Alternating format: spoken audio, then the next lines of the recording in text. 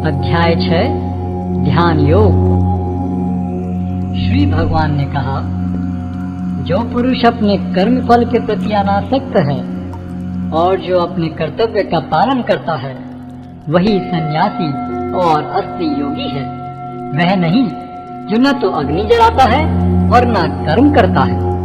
हे पांडुपुत्र, जिसे सन्यास कहते हैं उसे ही तुम योग अर्थात पर ब्रह्म से युक्त होना जानो, क्योंकि इंद्र तृप्ति के लिए इच्छा को त्यागे बिना कोई कभी योगी नहीं हो सकता।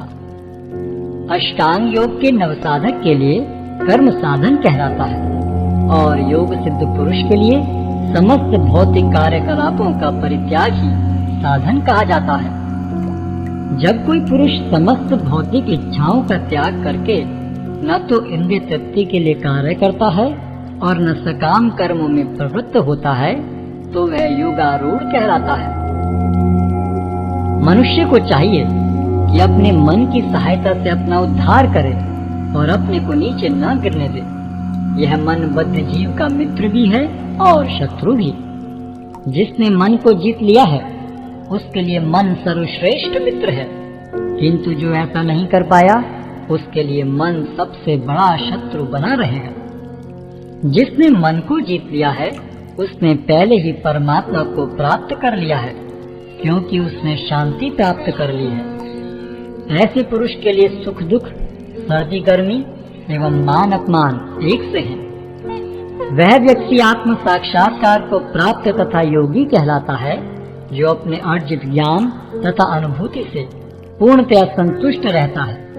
ऐसा व्यक्ति अध्यात्म को प्राप्त तथा जितेंद्रिय कहलाता है। वह सभी वस्तुओं को, चाहे वे कंकड़ हो, पत्थर हो या कि सोना, एक समान देखता है। जब मनुष्य निष्कपट हितैषियों, प्रिय मित्रों, तटस्थों, मध्यस्थों, ईर्ष्यालुओं, शत्रुओं तथा मित्रों, पुण्यात्माओं एवं पापियों को समान भाव से देखता है, तो वह और भी उन्नत माना जाता है। योगी को चाहिए कि वह सदैव अपने शरीर, मन तथा आत्मा को परमेश्वर में लगाए, एकांत स्थान में रहे और बड़ी सावधानी के साथ अपने मन को वश में करे। उसे समस्त आकांक्षाओं तथा संग्रह भाव की इच्छाओं से मुक्त होना चाहिए। योगाभ्यास के लिए योगी एकांत स्थान में जाकर भूमि पर कुशा बिछा दे और फिर उसे मृगछाला से ढके तथा ऊपर से मुलायम वस्त्र बिछा दे। आसन न तो बहुत ऊंचा हो न बहुत नीचा, यह पवित्र स्थान में स्थित हो। योगी को चाहिए कि इस पर दृढ़ता पूर्वक बैठ जाए और मन, इंद्रियों तथा कर्मों को वश में करते हुए तथा मन को एक बिंदु पर स्थित करके हृदय को शुद्ध करने के लिए योगाभ्यास करे। योगाभ्यास करने वाले को चाहिए कि वह अपने शरीर, गर्दन तथा सिर को सीधा रखे और नाक के अगले सिरे पर दृष्टि लगाए। इस प्रकार वह अविचलित तथा दमित मन से, भय रहित विषयी जीवन से पूर्णतया मुक्त होकर अपने हृदय में मेरा चिंतन करे और मुझे ही अपना चरम लक्ष्य बनाए। इस प्रकार शरीर, मन तथा कर्म में निरंतर संयम का अभ्यास करते हुए संयमित मन वाले योगी को इस भौतिक अस्तित्व की समाप्ति पर भगवत धाम की प्राप्ति होती है। हे अर्जुन, जो अधिक खाता है या बहुत कम खाता है, जो अधिक सोता है अथवा जो पर्याप्त नहीं सोता, उसके योगी बनने की कोई संभावना नहीं है। जो खाने, सोने, आमोद प्रमोद तथा काम करने की आदतों में नियमित रहता है, वह योगाभ्यास द्वारा समस्त भौतिक क्लेशों को नष्ट कर सकता है।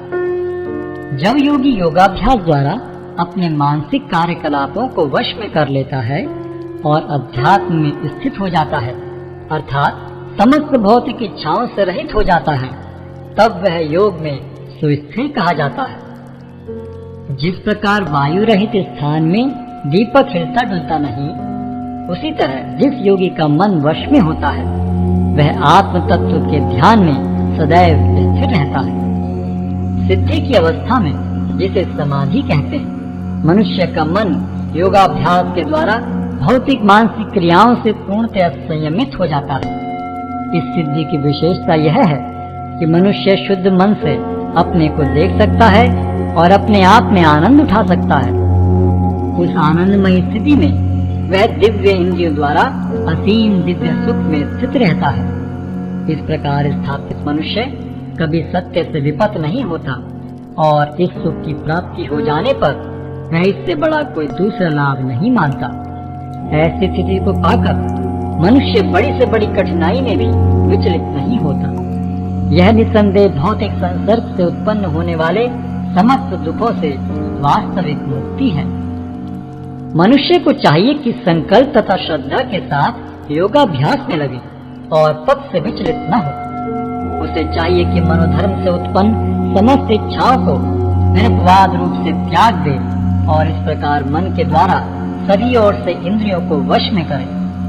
धीरे धीरे क्रमशः पूर्ण विश्वास पूर्वक बुद्धि के द्वारा समाधि में स्थित होना चाहिए और इस प्रकार मन को आत्मा में ही स्थित करना चाहिए और अन्य कुछ भी नहीं सोचना चाहिए। मन अपनी चंचलता तथा अस्थिरता के कारण जहाँ कहीं भी विचरण करता हो, मनुष्य को चाहिए कि उसे वहाँ से खींचे और अपने वश में लाए। जिस योगी का मन मुझ में स्थिर रहता है वह निश्चय ही दिव्य सुख की सर्वोच्च सिद्धि प्राप्त करता है। वह रजोगुण से परे हो जाता है। वह परमात्मा के साथ अपनी गुणात्मक एकता को समझता है और इस प्रकार अपने समस्त विगत कर्मों के फल से निवृत्त हो जाता है। इस प्रकार योगाभ्यास में निरंतर लगा रहकर आत्म संयम योगी समस्त भौतिक कर्म से मुक्त हो जाता है और भगवान की दिव्य प्रेम भक्ति में परम सुख प्राप्त करता है। वास्तविक योगी समस्त जीवों में मुझको और मुझ में समस्त जीवों को देखता है। निसंदेह स्वरूप सिद्ध व्यक्ति मुझ परमेश्वर को सर्वत्र देखता है। जो मुझे सर्वत्र देखता है और सब कुछ मुझ में देखता है, उसके लिए न तो मैं कभी अदृश्य होता हूँ और न वह मेरे लिए दृश्य होता है। जो योगी मुझे तथा परमात्मा को अभिन्न जानते हुए परमात्मा की भक्ति पूर्वक सेवा करता है, वह हर प्रकार से मुझ में सदैव स्थित रहता है।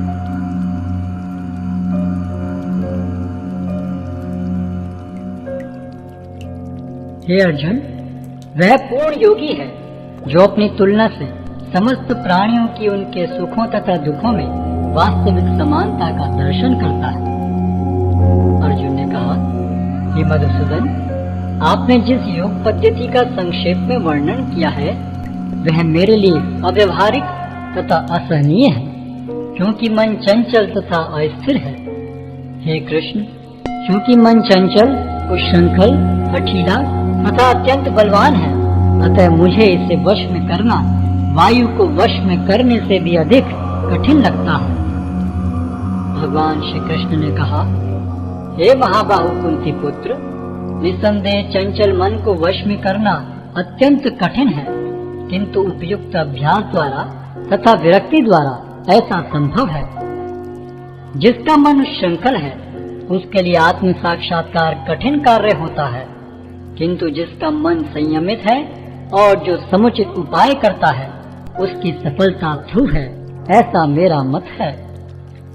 अर्जुन ने कहा, हे कृष्ण, उस असफल योगी की गति क्या है जो प्रारंभ में श्रद्धा पूर्वक आत्म साक्षात्कार की विधि ग्रहण करता है, किंतु बाद में भौतिकता के कारण उससे विचलित हो जाता है और योग सिद्धि को प्राप्त नहीं कर पाता। हे महाबाहु कृष्ण, क्या ब्रह्म प्राप्ति के मार्ग से भ्रष्ट ऐसा व्यक्ति आध्यात्मिक तथा भौतिक दोनों ही सफलताओं से च्युत नहीं होता और छिन्न भिन्न बादल की भांति विनष्ट नहीं हो जाता, जिसके फलस्वरूप उसके लिए किसी लोक में कोई स्थान नहीं रहता? हे कृष्ण, यही मेरा संदेह है और मैं आपसे इसे पूर्णतः दूर करने की प्रार्थना कर रहा हूँ। आपके अतिरिक्त अन्य कोई ऐसा नहीं है जो इस संदेह को नष्ट कर सके। भगवान ने कहा, हे प्रथापुत्र, कल्याण कार्यों में निरत योगी का न तो इस लोक में और न परलोक में ही विनाश होता है। हे मित्र, भलाई करने वाला कभी बुराई से पराजित नहीं होता। असफल योगी पवित्र आत्माओं के लोकों में अनेकानेक वर्षों तक भोग करने के बाद या तो सदाचारी पुरुषों के परिवार में या कि धनवानों के कुल में जन्म लेता है। अथवा वह ऐसे योगियों के कुल में जन्म लेता है जो अति बुद्धिमान है। निश्चय ही इस संसार में ऐसा जन्म दुर्लभ है।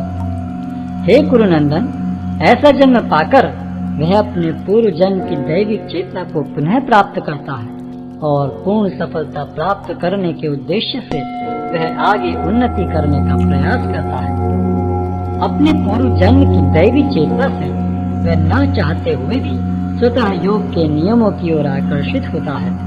ऐसा जिज्ञासु योगी शास्त्रों के अनुष्ठानों से परे स्थित होता है और जब योगी समस्त कर्म से शुद्ध होकर सच्ची निष्ठा से आगे प्रगति करने का प्रयास करता है तो अंततो गत्वा अनेकानेक जन्मों के अभ्यास के पश्चात सिद्धि लाभ करके वह परम गंतव्य को प्राप्त करता है। योगी पुरुष तपस्वी से, ज्ञानी से तथा सकाम कर्मी से बढ़कर होता है। अतः हे अर्जुन, तुम सभी प्रकार से योगी बनो और समस्त योगियों में से जो योगी अत्यंत श्रद्धा पूर्वक मेरे परायण है, अपने अंतःकरण में मेरे विषय में सोचता है और मेरी दिव्य प्रेम भक्ति करता है, वह योग में मुझसे परम अंतरंग रूप से युक्त रहता है और सबों में सर्वोच्च है। यही मेरा मत है।